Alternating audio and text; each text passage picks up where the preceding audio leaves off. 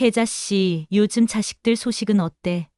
나는 오늘 손자 돌잔치라 정신이 없네. 애들이 다 모여서 집에 사람 바글바글하고 시끄러워 죽겠어. 김혜자 여사는 억지로 미소 지으며 그저 다들 잘 지내요라고만 대답했습니다. 박 여사와 헤어진 후 그녀는 눈물이 차오르는 것을 느꼈습니다. 손주들의 제잘거림과 자녀들의 웃음소리로 가득 찬 집을 상상하니 마음이 아팠습니다. 저녁이 되어 김혜자 여사는 정성껏 남편의 생일상을 차렸습니다. 미역국, 갈비찜, 그리고 여러 가지 반찬을 준비했습니다. 정석호 씨는 아내의 노력에 고마움을 표했지만 두 사람 사이에는 말로 표현할 수 없는 쓸쓸함이 감돌았습니다. 사연을 듣고 난 후 각자의 의견을 댓글로 남겨주시기 바랍니다. 사소한 댓글이라도 사연자분에게 큰 힘이 될 수 있습니다. 각색될 수 있고 사연자분의 입장에서 구성될 수 있습니다. 김혜자 여사는 창밖으로 내리는 봄비를 물끄러미 바라보았습니다. 오늘따라 무릎 관절이 더 아팠지만 그녀는 평소처럼 아침 일찍 일어나 집 안 청소를 마쳤습니다. 70세가 넘은 나이에도 그녀는 항상 부지런했습니다. 텅 빈 아파트에 메아리처럼 울리는 빗소리가 외로움을 더해주는 것 같았습니다. 이런 날씨엔 역시 따뜻한 국물이 생각나는구먼. 그녀는 창문을 닦으며 혼잣말을 했습니다. 벽에 걸린 가족 사진을 바라보니 문득 자식들 생각이 났습니다. 3명의 자녀를 키우기 위해 그녀와 남편 정석호 씨는 평생을 바쳤습니다.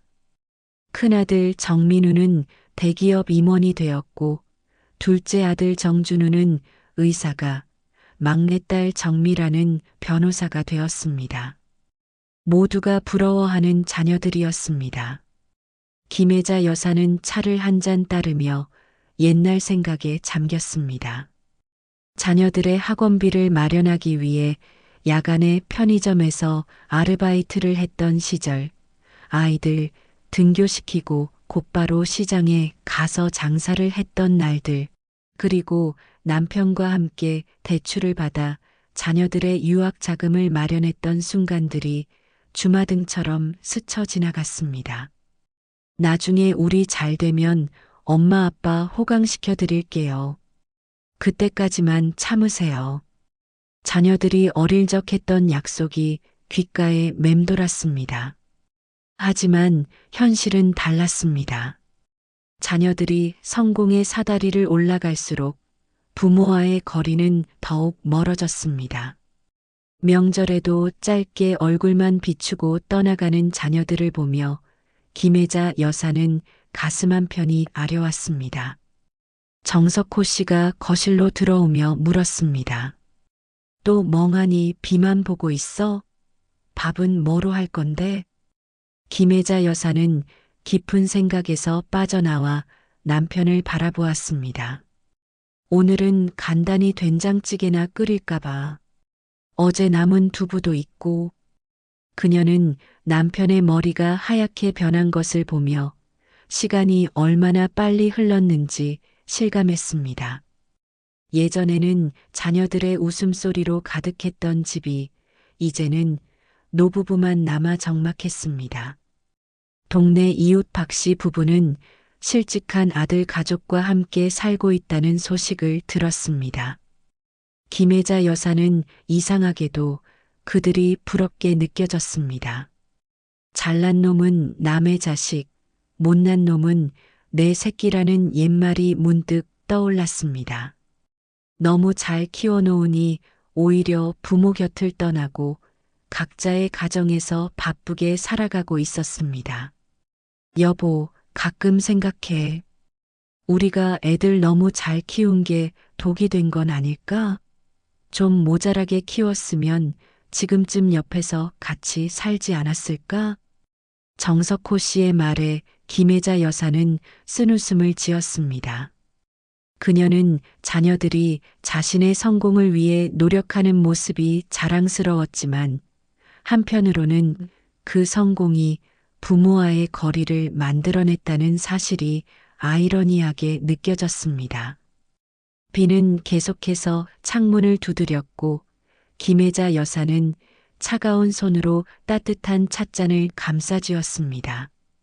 이제 그녀에게는 남편과 함께하는 조용한 일상이 전부였습니다. 김혜자 여사는 매주 목요일 아파트 경로당에서 열리는 친목 모임에 참석했습니다. 모임에서 그녀는 자녀들의 성공 이야기로 주목을 받곤 했습니다. 자녀들이 명문대를 나와 안정된 직업을 갖게 되었으니 그것은 당연한 일이었습니다. 혜자 씨네 큰아들은 회사에서 임원이 되었다면서? 김혜자 여사는 겸손한 미소를 지으며 고개를 끄덕였습니다. 그녀는 자녀들의 성공이 자신의 공로라기보다는 아이들 스스로의 노력 덕분이라고 생각했지만 친구들은 그녀에게 교육 비결을 물어보곤 했습니다. 그저 아이들이 타고난 능력이 좋아서 그래요. 우리는 그저 뒷바라지만 했을 뿐이에요. 그렇게 말했지만 김혜자 여사는 때때로 친구들에게 자녀 교육에 관한 조언을 해주기도 했습니다. 학원을 고르는 방법, 자녀와 대화하는 요령, 그리고 공부 습관을 들이는 방법 등을 상세히 설명해 주었습니다. 그럴 때마다 친구들의 부러운 시선이 그녀에게 향했습니다. 김혜자 여사와 정석호 씨는 자녀들이 사회에서 인정받고 걱정 없이 살기를 바라는 마음에 전력을 다해 키웠습니다. 자녀들이 좋은 성적을 내도록 밤늦게까지 옆에서 공부를 도왔고 과외비를 마련하기 위해 부업까지 했습니다. 심지어 자녀들의 유학을 위해 집 한 채를 팔기도 했습니다. 하지만 이제 그녀는 모임에서 자녀 자랑을 할 때마다 가슴 한켠이 공허해지는 것을 느꼈습니다. 친구들의 부러움 속에서도 그녀는 점점 더 자신의 노후가 외롭다는 사실을 깨닫게 되었습니다. 자녀들의 성공은 곧 그들의 바쁜 삶을 의미했고 바쁜 삶은 부모와 함께할 시간의 부재를 뜻했습니다. 지난 설날 큰아들 민우는 회사 일 때문에 단 하루만 방문했고 둘째 아들 준우는 병원 응급실 당직이라며 아예 오지도 못했습니다. 막내딸 미라는 남편의 부모님 집에 먼저 가야 한다며 오후에 잠깐 들렀다가 곧바로 떠났습니다. 김혜자 여사는 텅 빈 집에서 남편과 둘이서 차례를 지내며 쓸쓸함을 느꼈습니다. 우리 아이들 잘 되는 게 중요한 게 아니었구나. 김혜자 여사는 경로당에서 돌아오는 길에 혼잣말을 했습니다. 여름의 뜨거운 햇살이 그녀의 얼굴을 비추었지만 그녀의 마음은 한겨울처럼 차가웠습니다. 자녀들의 성공은 그저 남들에게 자랑거리가 될 뿐 그녀의 행복을 보장해주지 않았습니다. 정석호 씨는 아내가 돌아오자 신문에서 눈을 떼고 물었습니다. 모임은 어땠어? 김혜자 여사는 가방을 내려놓으며 대답했습니다. 똑같지 뭐. 다들 자식 자랑하고 손주 자랑하고. 그날 밤 김혜자 여사는 잠을 이루지 못했습니다. 그녀는 자녀들의 사진첩을 펼쳐보며 시간이 얼마나 빨리 흘렀는지 실감했습니다. 어느새 자녀들은 제각각의 가정을 이루고 자신들의 자녀를 키우고 있었습니다. 부모님께 효도하겠다던 그들의 약속은 어디로 갔는지 알 수 없었습니다. 김혜자 여사는 친구들 사이에서 부러움의 대상이 되는 것보다 자녀들과 함께하는 소소한 행복이 더 중요하다는 것을 깨달았습니다. 자녀가 잘 된다는 것이 무엇인지, 부모의 행복이 무엇인지 다시 생각해 보게 되었습니다. 그녀는 이제 자녀들의 성공보다는 그들과의 관계를 더 소중히 여기게 되었습니다. 김혜자 여사의 큰아들이 결혼한 것은 그가 33이 되던 해였습니다. 신부 윤지아는 대형 로펌에서 일하는 변호사로 지적이고 당찬 여성이었습니다. 결혼식은 강남의 유명 호텔에서 치러졌고 많은 하객들이 참석했습니다. 김혜자 여사는 아들이 좋은 가정을 이루게 된 것을 진심으로 기뻐했습니다. 그녀는 며느리가 집안일도 잘하고 시부모에게 공경심을 가진 여성이길 바랐습니다. 결혼식 후 신혼여행을 다녀온 민우와 지아는 강남에 신혼집을 마련했습니다. 그들은 바쁜 직장 생활로 시간이 없다며 방문 약속도 미리 잡아야 할 정도였습니다. 김혜자 여사는 아들 부부의 집에 가끔 방문하여 집안일을 도와주려 했지만 지아는 정중히 사양했습니다. 그녀는 자신의 방식대로 집을 꾸리고 싶어 했고 시어머니의 간섭을 원치 않는 듯 했습니다. 설날이 다가오자 김혜자 여사는 아들 부부를 초대했습니다. 그녀는 며느리에게 음식 준비를 가르쳐 주고 가족의 전통을 이어주고 싶었습니다. 그러나 민우의 전화를 받은 후 그녀의 기대는 산산조각 났습니다. 어머니, 제가 잠깐 이야기 드릴 게 있어요. 저희가 명절에 대해 얘기를 했는데 각자의 부모님께 인사드리기로 했어요. 지아는 친정에 가고 저는 어머니 댁에 갈게요. 김혜자 여사는 말문이 막혔습니다. 결혼한 부부가 명절에 따로 가다니 이해할 수 없었습니다. 그녀의 세대에서는 상상도 할 수 없는 일이었습니다. 아들, 그게 무슨 소리야? 결혼했으면 함께 다녀야지. 너희 처가에도 같이 가고 우리 집에도 같이 오고. 민우는 요즘 젊은 부부들은 그렇게 생각하지 않는다고 설명했습니다. 지아와 그는 각자 효도라는 개념에 동의했고 서로의 가족에게 개별적으로 책임을 다하기로 했다는 것이었습니다. 김혜자 여사는 결국 그들의 결정을 받아들일 수밖에 없었습니다. 설날 아침, 민우는 혼자 부모님 집을 찾았습니다. 함께 차례를 지내고 식사를 하는 동안 김혜자 여사는 며느리의 빈자리가 크게 느껴졌습니다. 정석호 씨는 아들과 정치 이야기를 나누며 시간을 보냈지만 김혜자 여사는 내내 쓸쓸했습니다. 결혼한 아들이 명절에 홀로 방문한 모습이 어색하게 느껴졌습니다. 민우 부부는 평소에도 연락이 뜸했습니다. 바쁘다는 핑계로 전화도 자주 하지 않았고 방문도 드물었습니다. 명절이나 부모님 생신에만 형식적으로 찾아오는 정도였습니다. 그들에게는 각자 잘 살면 된다는 생각이 강했습니다. 김혜자 여사가 아들에게 전화를 하면 대부분 회의 중이거나 출장 중이라는 답변이 돌아왔습니다. 둘째 아들 준우와 막내딸 미란도 비슷한 성향이었습니다. 준우는 의사로서 항상 바쁘다는 이유로 부모님과의 만남을 미루었고 미라는 결혼 후 남편의 가족과 더 가깝게 지내는 듯 했습니다. 김혜자 여사는 자녀들이 자신의 삶에서 부모를 얼마나 중요하게 생각하는지 의문이 들었습니다. 한 번은 김혜자 여사가 갑자기 아파서 병원에 입원한 적이 있었습니다.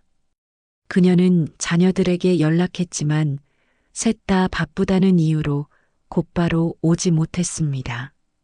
정석호 씨 혼자서 아내를 간호하며 쓸쓸한 시간을 보냈습니다. 둘째 아들 준우가 같은 병원에서 일하고 있었음에도 불구하고 그는 바쁜 스케줄 때문에 어머니를 자주 보러 오지 못했습니다. 김혜자 여사는 시대가 변했다는 것을 이해하려고 노력했습니다. 하지만 그녀의 마음 한구석에는 여전히 전통적인 가족의 모습에 대한 그리움이 있었습니다. 그녀는 점점 더 자녀들에게 기대하는 것을 줄이고 남편과의 생활에 더 집중하게 되었습니다. 큰아들 부부로부터 임신 소식이 전해진 것은 결혼 2년 차에 접어든 초여름이었습니다. 아들 민우가 직접 전화로 알려왔을 때 김혜자 여사와 정석호 씨는 첫 손주를 맞이한다는 생각에 마음이 설렜습니다. 김혜자 여사는 옛날 자신이 아이를 키울 때 겪었던 어려움을 생각하며 며느리 지아에게 도움을 주고 싶었습니다. 임신 5개월이 되었을 때 김혜자 여사는 며느리에게 출산 후 도와주겠다고 제안했습니다. 하지만 지아의 반응은 예상과 달랐습니다. 그녀는 정중하게 감사하다는 말과 함께 이미 출산 후 전문 산후조리사를 고용하기로 했다고 말했습니다. 회사에서도 육아휴직을 충분히 주기 때문에 걱정하지 말라는 말도 덧붙였습니다. 김혜자 여사는 며느리의 결정을 존중하려 했지만 마음 한구석이 쓰라렸습니다. 그녀가 아이를 키웠던 시절에는 산후조리사나 전문 시터 같은 것은 생각도 못했습니다. 그저 가족들의 도움으로 아이를 키웠을 뿐이었습니다. 시대가 변했다는 것을 이해하면서도 할머니로서의 역할을 할 수 없다는 것이 서운했습니다. 그러나 더 큰 충격은 얼마 후에 찾아왔습니다.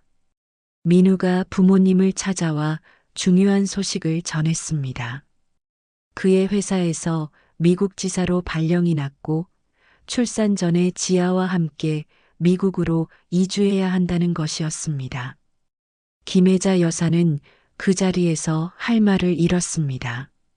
첫 손주가 태어나는 순간을 함께하지 못한다는 사실이 현실로 다가왔습니다. 미국이면 얼마나 자주 볼 수 있는 거니? 최소 3년은 있어야 한다고? 정석호 씨의 질문에 민우는 최소 5년은 미국에 머물 계획이라고 대답했습니다.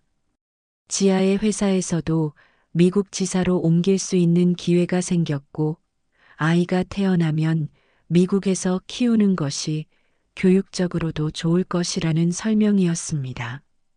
출국 전 마지막 가족 모임에서 김혜자 여사는 임신한 며느리를 보며 눈물을 참았습니다. 그녀의 뱃속에 있는 아이가 자신의 첫 손주인데 태어나자마자 태양을 사이에 두고 멀리 떨어져 살게 될 것이라는 생각이 그녀를 슬프게 했습니다. 민우와 지아는 생일과 주요 기념일에 화상 통화를 하겠다고 약속했지만 그것만으로는 부족하다고 느껴졌습니다. 3개월 후 김혜자 여사는 새벽에 전화를 받았습니다. 민우가 딸아이가 태어났다는 소식을 전해왔습니다. 정민서라는 이름의 건강한 여자아이였습니다. 김혜자 여사는 곧바로 화상통화로 손녀의 얼굴을 보았지만 작은 휴대폰 화면으로 보는 아기의 모습은 너무나 작고 멀게 느껴졌습니다. 김혜자 여사와 정석호 씨는 미국을 방문하여 손녀를 직접 안아보고 싶다고 제안했습니다. 하지만 민우는 지아가 출산 후 산후우울증 증상을 보이고 있어 당분간 방문은 미루는 게 좋겠다고 했습니다. 김혜자 여사는 실망을 감추지 못했지만 며느리의 건강을 위해 기다리기로 했습니다. 그렇게 시간이 흘러 김혜자 여사와 정석호 씨는 손녀의 성장을 오직 화상통화와 사진을 통해서만 지켜볼 수 있었습니다. 첫 기어가는 모습, 첫 걸음마, 첫 단어. 모든 순간이 화면 속에서만 이루어졌습니다. 가끔씩 민우가 보내오는 사진과 짧은 동영상이 그들의 유일한 위안이었습니다. 요즘 민서는 어떻게 지내니? 라고 물으면 잘 지내요. 건강해요. 라는 짧은 대답만 돌아왔습니다. 김혜자 여사는 자신이 상상했던 할머니의 역할과 현실 사이의 간극에 자주 좌절했습니다. 그녀는 손녀에게 한국 전래동화를 들려주고 한국 음식을 만들어주고 할머니의 지혜를 전해주는 모습을 꿈꿨습니다. 하지만 모든 것은 그저 꿈에 불과했습니다. 막내딸 정미은, 큰아들 민우가 미국으로 떠나기 약 1년 전 결혼했습니다. 신랑 강준호는 대형 건설회사 회장의 외아들로 명문대 경영학과를 졸업하고 가업을 이어받아 경영하고 있었습니다. 강 회장 가문은 서울 강남에 대형 주택을 소유하고 있었고 제주도에도 별장이 있는 것으로 알려져 있었습니다. 처음 미란이 준호를 소개했을 때 김혜자 여사는 딸이 좋은 가문에 시집간다는 생각에 마음이 놓였습니다. 준호의 부모님은 예비 며느리를 만났을 때 맨몸으로 오면 된다며 혼수를 준비하지 않아도 된다고 말했습니다. 하지만 김혜자 여사와 정석호 씨는 딸이 빈손으로 시집가는 것이 마음에 걸려 적지 않은 돈을 들여 혼수를 마련해 주었습니다. 가구, 가전제품, 그리고 골드 세트까지 그들은 딸이 부끄럽지 않게 시집갈 수 있도록 최선을 다했습니다. 결혼식은 강남의 특급 호텔에서 화려하게 치러졌습니다.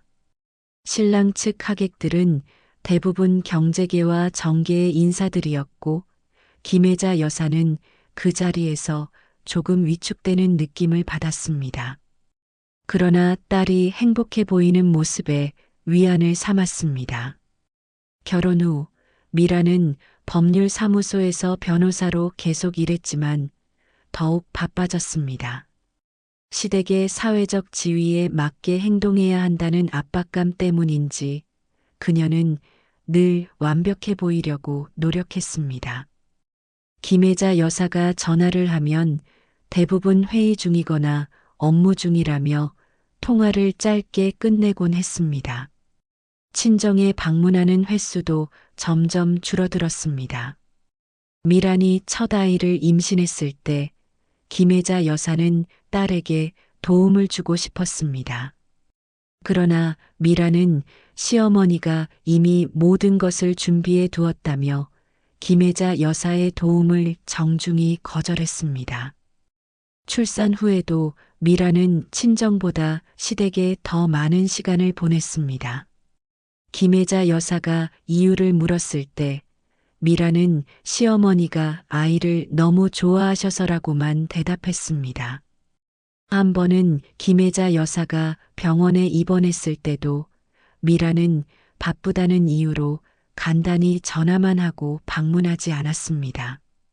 하지만 얼마 후 SNS에 올라온 사진을 통해 그녀가 시댁 식구들과 함께 제주도 여행을 다녀온 것을 알게 되었습니다.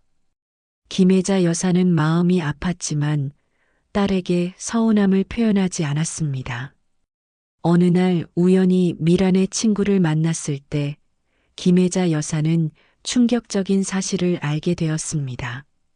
미란이 결혼할 때 시댁에서 제시한 조건 중 하나가 1년에 한 번씩은 무조건 시댁 식구들과 함께 해외여행을 가야 한다는 것이었습니다. 그뿐만 아니라 주요 명절과 가족 행사도 시댁 위주로 참석해야 했습니다. 이것이 딸이 친정에 발길이 뜸해진 진짜 이유였습니다. 김혜자 여사는 딸이 완전히 시집에 속해버린 것 같은 느낌을 받았습니다.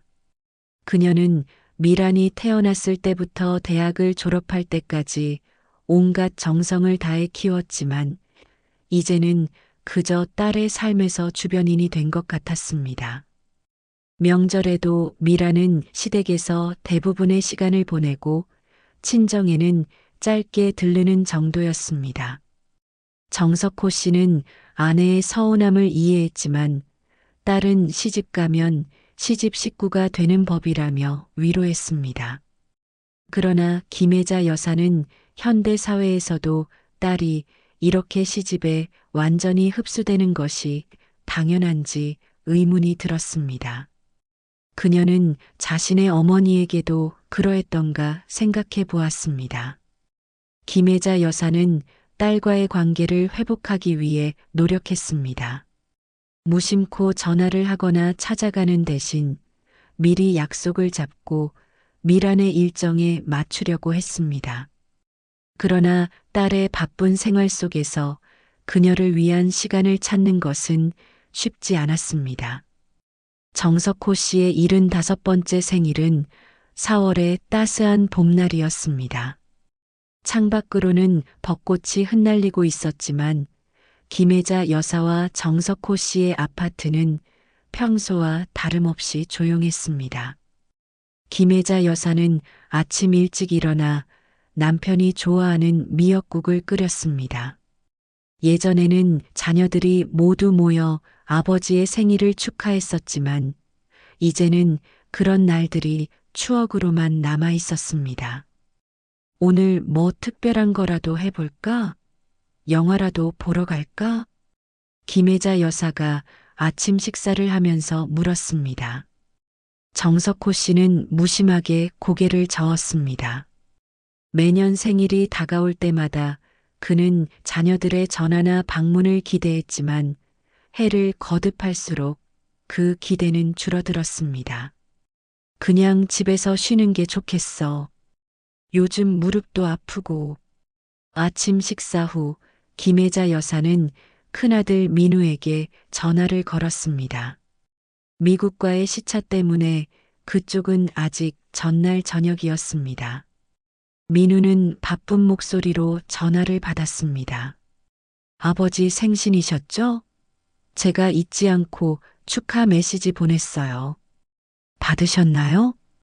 김혜자 여사는 남편이 문자 메시지를 확인하지 않았다는 것을 깨달았습니다.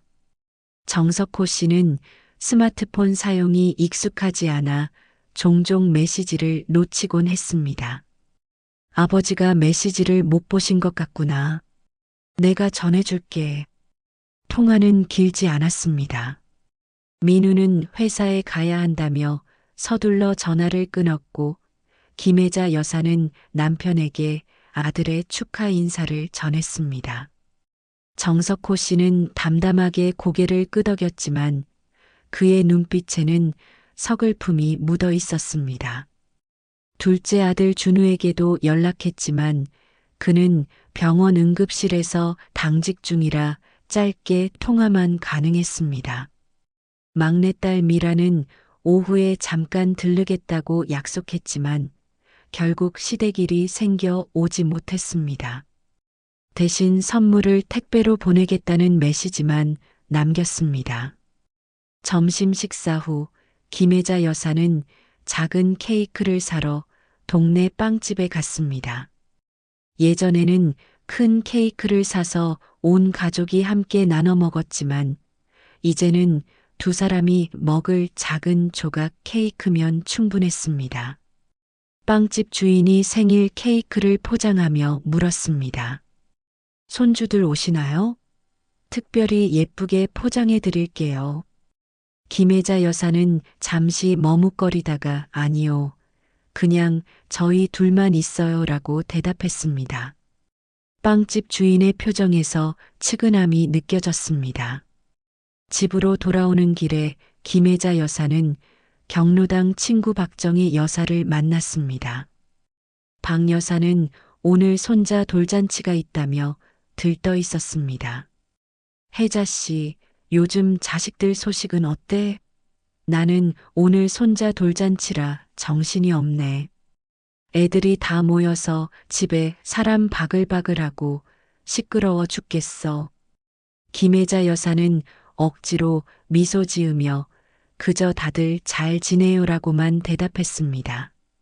박 여사와 헤어진 후 그녀는 눈물이 차오르는 것을 느꼈습니다. 손주들의 제잘거림과 자녀들의 웃음소리로 가득 찬 집을 상상하니 마음이 아팠습니다. 저녁이 되어 김혜자 여사는 정성껏 남편의 생일상을 차렸습니다. 미역국, 갈비찜, 그리고 여러 가지 반찬을 준비했습니다. 정석호 씨는 아내의 노력에 고마움을 표했지만 두 사람 사이에는 말로 표현할 수 없는 쓸쓸함이 감돌았습니다. 여보, 케이크에 촛불 꽂았어요. 소원 빌고 불 끄세요. 정석호 씨는 촛불을 바라보다가 무슨 생각을 했는지 짧게 웃음을 지었습니다. 그리고는 조용히 불을 껐습니다. 김혜자 여사는 남편이 무슨 소원을 빌었는지 묻지 않았습니다. 아마도 그녀와 같은 소원일 것이라고 짐작했습니다. 밤이 깊어갈수록 집안은 더욱 고요해졌습니다. 텔레비전의 소리만이 정막을 채우고 있었습니다. 김혜자 여사는 문득 자녀들이 어렸을 때의 생일 파티를 떠올렸습니다. 온 집안이 아이들의 웃음소리로 가득 차 있었고 정석호 씨는 아이들을 안고 행복한 미소를 지었었습니다. 겨울의 추위가 한창이던 1월, 김혜자 여사는 오랜만에 큰아들 민우로부터 반가운 소식을 들었습니다. 미국에서 5년째 살고 있던 아들 가족이 설날을 맞아 한국을 방문한다는 것이었습니다. 김혜자 여사와 정석호 씨는 처음으로 직접 만나게 될 손녀 정민서를 생각하며 설렘에 잠을 이루지 못했습니다. 얼굴도 까먹을 지경이네. 드디어 우리 손녀를 직접 안아볼 수 있겠구나. 김혜자 여사는 손녀를 위해 여러 가지 선물을 준비했습니다. 한복은 물론이고 한국 전통 인형과 동화책까지 정성껏 골랐습니다. 정석호 씨도 손녀가 좋아할 만한 장난감을 사왔습니다. 두 사람은 손녀와 함께할 시간을 상상하며 집안 곳곳을 깨끗이 청소했습니다. 설날 아침 김혜자 여사는 일찍부터 정성스럽게 음식을 준비했습니다. 떡국과 각종 나물, 전 등 전통 음식을 풍성하게 차렸습니다. 오후 이시경 초인종 소리가 울렸습니다. 김혜자 여사는 가슴이 두근거리며 문을 열었습니다. 어머니, 새해 복 많이 받으세요. 민우가 인사를 건넸고 그 뒤로 지아와 5살이 된 민서가 서 있었습니다. 김혜자 여사는 손녀를 향해 두 팔을 벌렸지만 민서는 엄마의 다리 뒤로 숨어버렸습니다. 낯선 할머니가 무서웠던 것입니다. 민서야, 이분이 할머니야. 인사드려야지.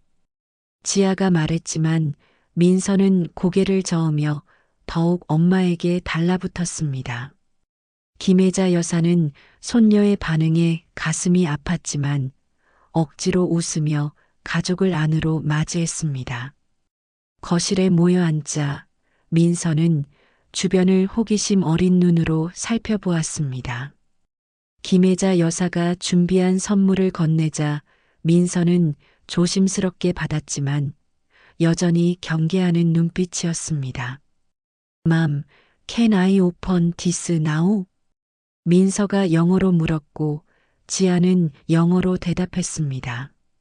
김혜자 여사는 손녀가 한국어보다 영어가 더 편하다는 사실을 실감했습니다.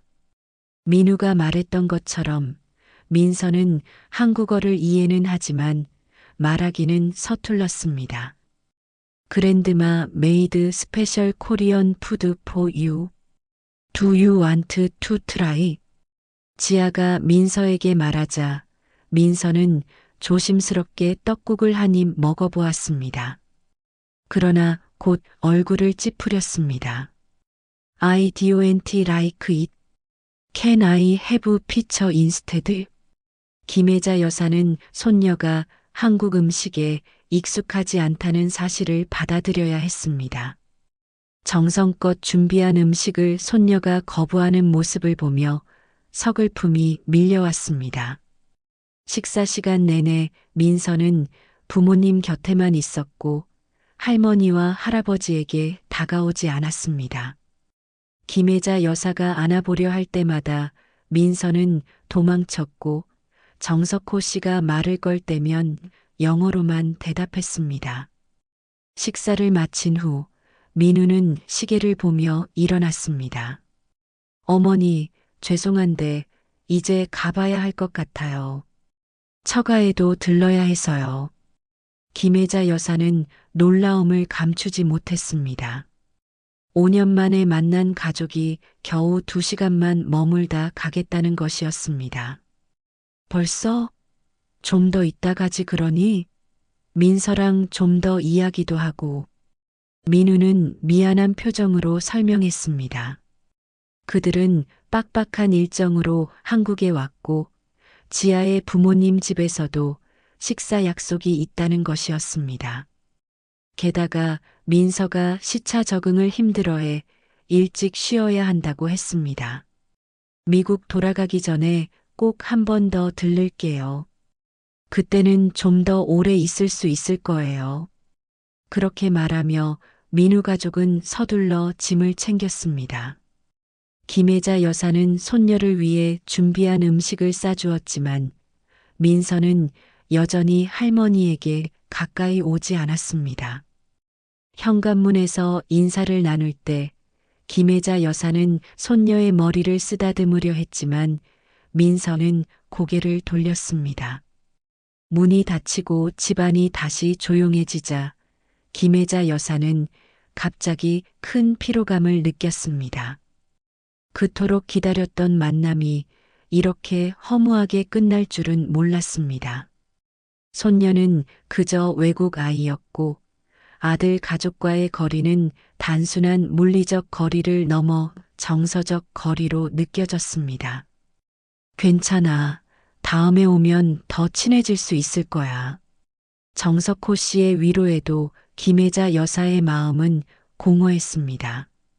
그녀는 창밖으로 멀어지는 아들 가족의 차를 바라보며 문득 깨달았습니다. 자신이 그토록 기대했던 할머니로서의 역할은 이제 그저 환상에 불과했습니다. 추석이 다가오자 김혜자 여사는 또다시 설렘과 불안이 교차하는 마음을 느꼈습니다. 미국에 있는 큰아들 민우 가족은 1년에 한 번 설날에만 오기로 했으니 이번 추석에는 막내딸 미란이 와야 할 차례였습니다. 김혜자 여사는 일주일 전부터 준비를 시작했습니다. 송편을 빚고 갖가지 나물과 전을 준비했습니다. 비록 2사람이 먹기에는 너무 많은 양이었지만 딸 가족이 온다면 충분한 양이었습니다. 추석 이틀 전 미란에게서 전화가 왔습니다. 김혜자 여사는 반가운 마음에 서둘러 전화를 받았습니다. 엄마, 정말 죄송한데 이번 추석에 못 갈 것 같아요. 미란의 목소리에는 미안함이 묻어 있었습니다. 법률사무소에서 갑자기 중요한 소송건이 들어와 추석 연휴 내내 일을 해야 한다는 설명이었습니다. 아이는 시부모님께 맡겨둔 상태라고 했습니다. 그래. 어쩔 수 없지. 일이 중요하니까. 김혜자 여사는 실망을 감추며 담담하게 대답했습니다. 하지만 전화를 끊은 후 그녀는 식탁에 앉아 한동안 움직이지 못했습니다. 정석호 씨는 아내의 표정을 보고 이미 상황을 짐작했습니다. 미란이 못 온다고? 김혜자 여사는 고개만 끄덕였습니다. 정석호 씨는 한숨을 내쉬며 텔레비전으로 시선을 돌렸습니다. 2사람 모두 이런 상황이 처음이 아니었기에 더 이상 놀라지도 않았습니다. 추석 당일 아파트 단지에서는 곳곳에서 차들이 들어오고 나가는 소리가 들렸습니다. 가족들이 모여 명절을 보내는 풍경이었습니다. 하지만 김혜자 여사의 집만은 쥐 죽은 듯 조용했습니다. 아침부터 차례 상을 차리고 간소하게 제사를 지냈지만 둘이서 하는 차례는 어딘지 모르게 허전했습니다. 여보, 이렇게 많은 음식 우리 둘이 어떻게 다 먹어? 정석호 씨의 말에 김혜자 여사는 웃음으로 대답했지만 그 웃음 속에는 서글픔이 묻어 있었습니다. 그녀는 준비한 음식의 절반을 이웃들에게 나눠주기로 했습니다. 오후가 되자 텔레비전에서는 명절 특집 프로그램이 방영되고 있었습니다. 가족들이 모여 게임을 하고 웃는 모습을 보며 김혜자 여사는 갑자기 답답함을 느꼈습니다. 그녀는 오랜 친구 이영숙 여사에게 전화를 걸었습니다. 영숙 씨, 추석 잘 보내고 있어? 전화 너머로 시끌벅적한 소리가 들려왔습니다. 아이들이 뛰어다니는 소리, 어른들의 웃음소리, 그리고 주방에서 그릇 부딪히는 소리까지. 이영숙 여사의 집은 명절의 활기로 가득했습니다.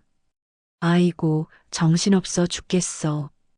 애들은 뛰어다니지, 며느리들은 주방에서 시끄럽게 떠들지. 혜자 씨네는 어때?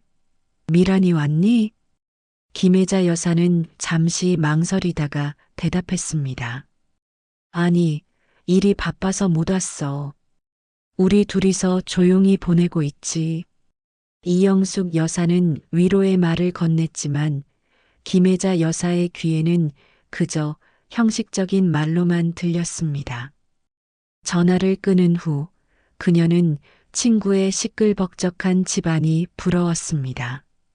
이영숙 여사는 자식들과 손주들이 많이 찾아와 정신없다고 불평했지만 그 불평 속에는 행복이 묻어 있었습니다.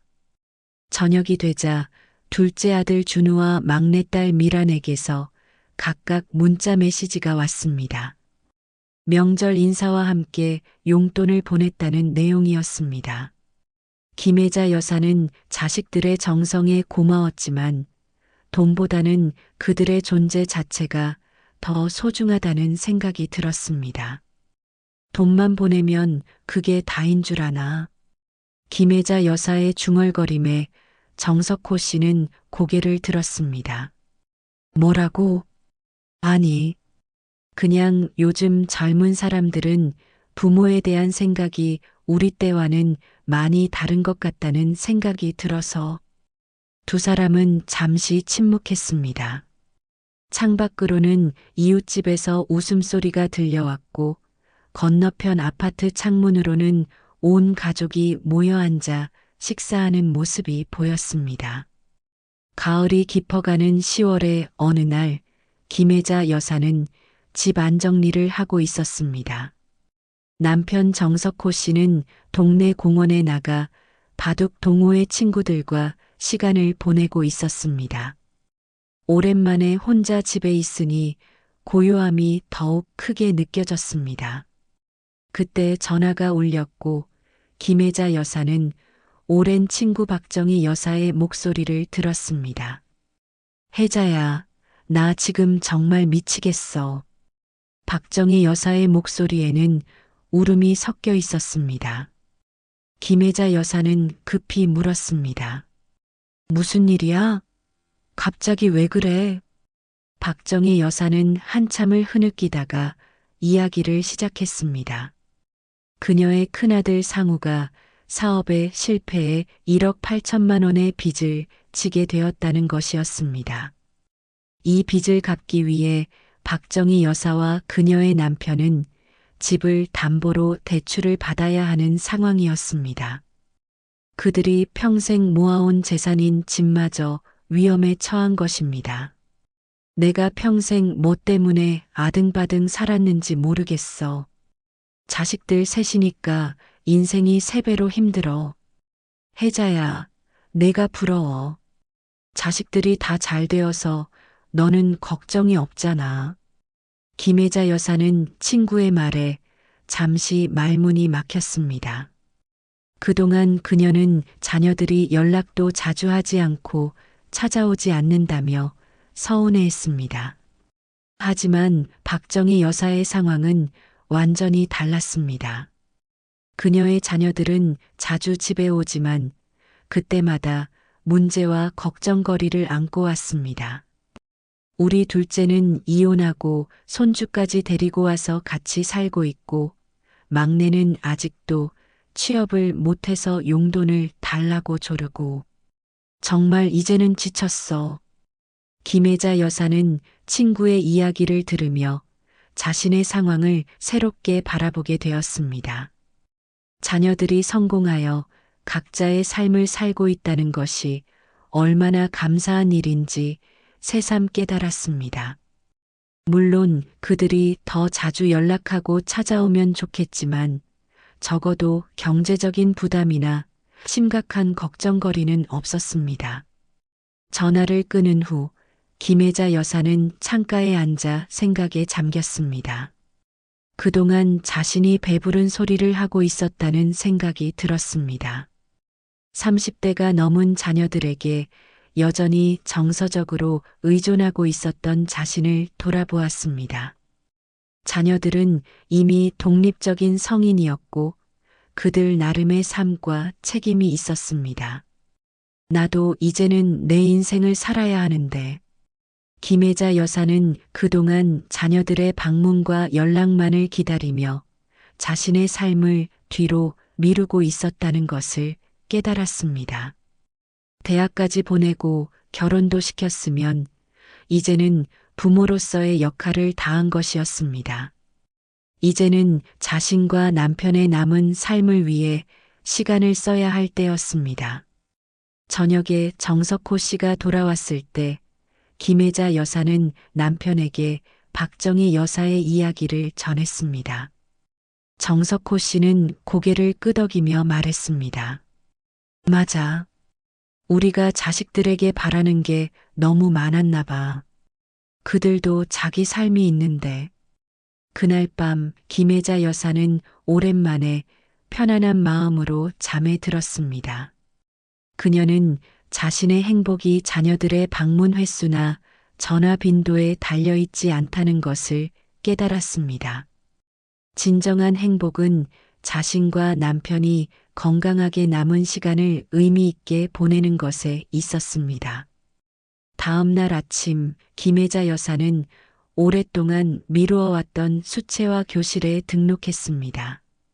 젊었을 때부터 그림에 관심이 있었지만 자녀 양육과 가사에 밀려 한 번도 제대로 배워본 적이 없었습니다. 정석호 씨도 아내의 변화를 보며 그동안 포기했던 등산 모임에 다시 참여하기로 했습니다. 김혜자 여사는 이제야 진정한 자유를 느꼈습니다. 자녀들에 대한 기대와 실망의 굴레에서 벗어나 자신의 삶을 주도적으로 살아가기 시작한 것입니다. 김혜자 여사와 정석호 씨는 자식들에 대한 집착과 기대를 내려놓기로 한 후 자신들의 남은 인생을 설계하기 시작했습니다. 정석호 씨는 오래전부터 가보고 싶었던 유럽 여행 팸플릿을 꺼내왔고 김혜자 여사는 설레는 마음으로 여행 계획을 함께 세우기 시작했습니다.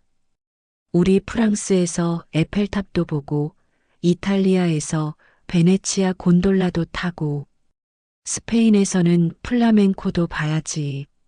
정석호 씨의 눈이 반짝였습니다. 은퇴 후 지금까지 집에만 머물렀던 그에게 이번 여행은 새로운 활력소였습니다. 김혜자 여사도 수채화 교실에서 배운 기술로 유럽의 아름다운 풍경을 그려볼 생각에 기대에 부풀었습니다. 두 사람은 여행사를 방문하여 상담을 받고 은행에 가서 여행 자금을 준비했습니다. 여행 일정을 짜고 필요한 물품을 구매하느라 시간 가는 줄 몰랐습니다. 오랜만에 두 사람의 집에는 웃음소리가 가득했고 저녁 식사 시간에도 여행 이야기로 화제가 끊이지 않았습니다. 우리가 자식 생각만 하면서 이렇게 즐거울 수 있는 시간을 놓치고 있었네. 김혜자 여사의 말에 정석호 씨도 동의했습니다. 그들은 이제 자녀들에게 연락을 기다리기보다는 자신들의 행복에 집중하기로 했습니다. 자녀들이 전화를 해오면 반갑게 받되 연락이 없다고 서운해하지 않기로 했습니다. 그런데 이상하게도 부부가 자녀들을 향한 집착을 내려놓자 오히려 자녀들이 먼저 연락을 해오기 시작했습니다. 어느 날 저녁 김혜자 여사의 전화가 울렸고 막내딸 미란의 목소리가 들렸습니다. 엄마, 요즘 어떻게 지내세요? 통 연락이 없으셔서 걱정했어요. 김혜자 여사는 놀라움을 감추지 못했습니다. 평소 바쁘다며 통화를 짧게 끊던 딸이 오히려 걱정을 표현한 것입니다. 미라는 지난번 통화에서 불친절하게 대했던 것에 대해 미안하다며 주말에 시간을 내서 부모님과 함께 식사하고 싶다고 제안했습니다. 김혜자 여사는 딸의 제안을 기쁘게 받아들였지만 예전처럼 지나치게 기대하지는 않았습니다. 얼마 후 미국에 있는 큰아들 민우도 평소보다 길게 화상 통화를 했습니다.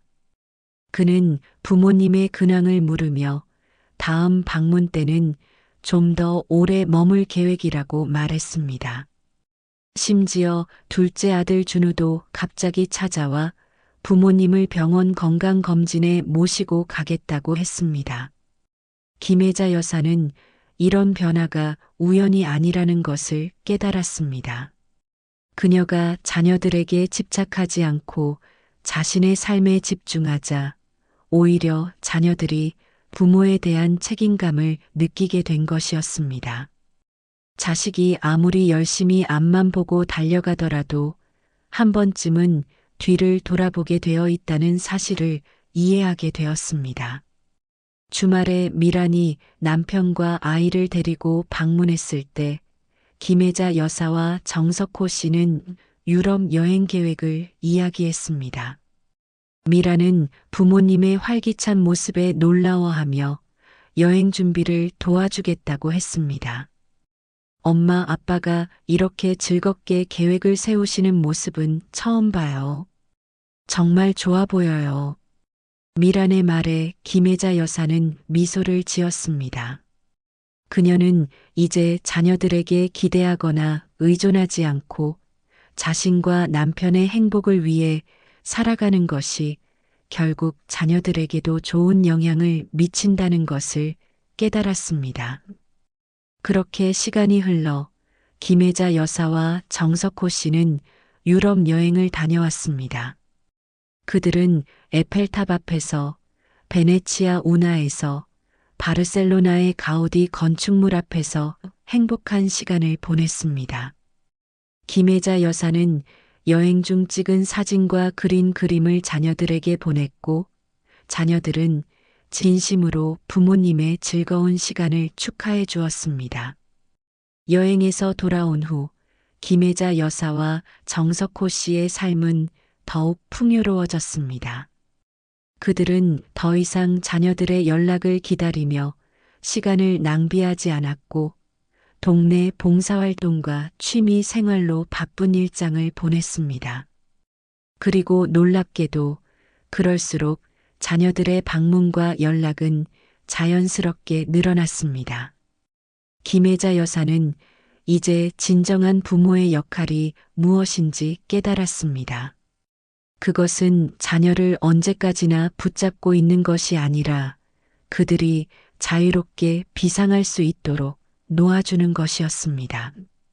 그리고 그렇게 놓아준 자녀들은 결국 자신의 의지로 돌아오게 된다는 것을 알게 되었습니다. 사연을 듣고 댓글을 남겨주시기 바랍니다. 사소한 의견일지라도 사연자분에게는 큰 힘이 됩니다. 노골적인 악성 댓글은 사연자분에게 상처가 될 수 있으니 삼가 주시기 바랍니다.